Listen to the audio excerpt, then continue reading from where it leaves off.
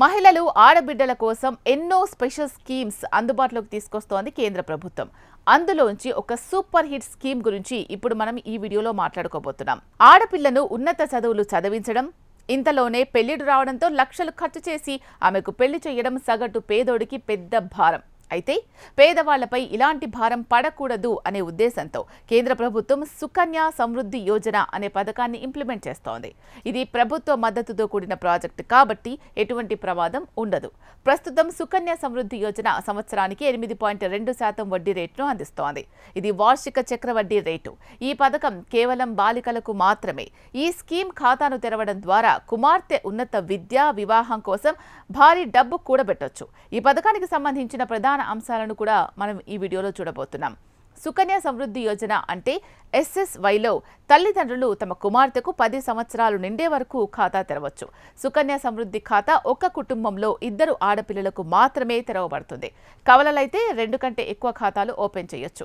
ఖాతా తెరిచిన తేదీ నుండి గరిష్టంగా 15 సంవత్సరాల వరకు ఈ పథకానికి సహకారం అందించవచ్చు.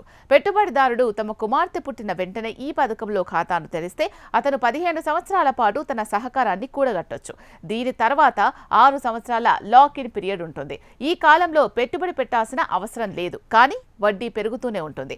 ఖాతా తెరిచిన తేదీ నుండి గరిష్టంగా 15 సంవత్సరాల వరకు ఈ పథకానికి సహకారం అందించవచ్చు.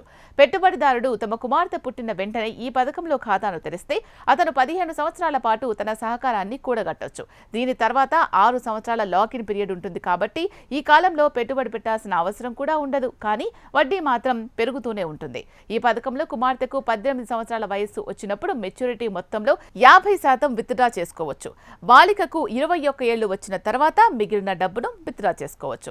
ఈ పథకంలో సంవత్సరానికి 1,50,000 వరకు పెట్టుబడులపై ఆదాయపు పన్ను మినహాయింపు కూడా లభిస్తుంది. ఈ పథకం ఈఈఈ హోదాతో వస్తుంది. అంటే పెట్టుబడి మొత్తం, వడ్డీ ఆదాయం, మెచ్యూరిటీ మొత్తం పన్ను రహితం. ఈ పథకంలో ఒక ఆర్థిక సంవత్సరంలో కనీసం ₹250, గరిష్టంగా ₹1,50,000 డిపాజిట్ చేసుకోవచ్చు. ఈ పెట్టుబడిని వాయిదాలు లేదా ఏకమొత్తంలో కూడా చేయొచ్చు.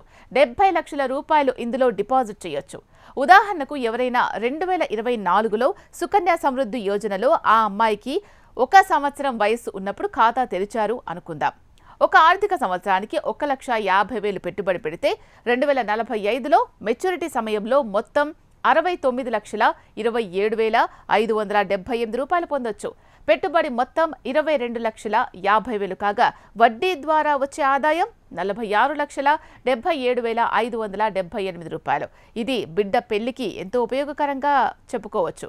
పెళ్లికి మాత్రమే కాదు, ఆ అమ్మాయి పై చదువులకైనా, ఆమె ఆర్థికంగా నిలదొక్కుకోవడానికైనా ఈ సొమ్ము ఎంతగానో ఉపయోగపడుతుంది.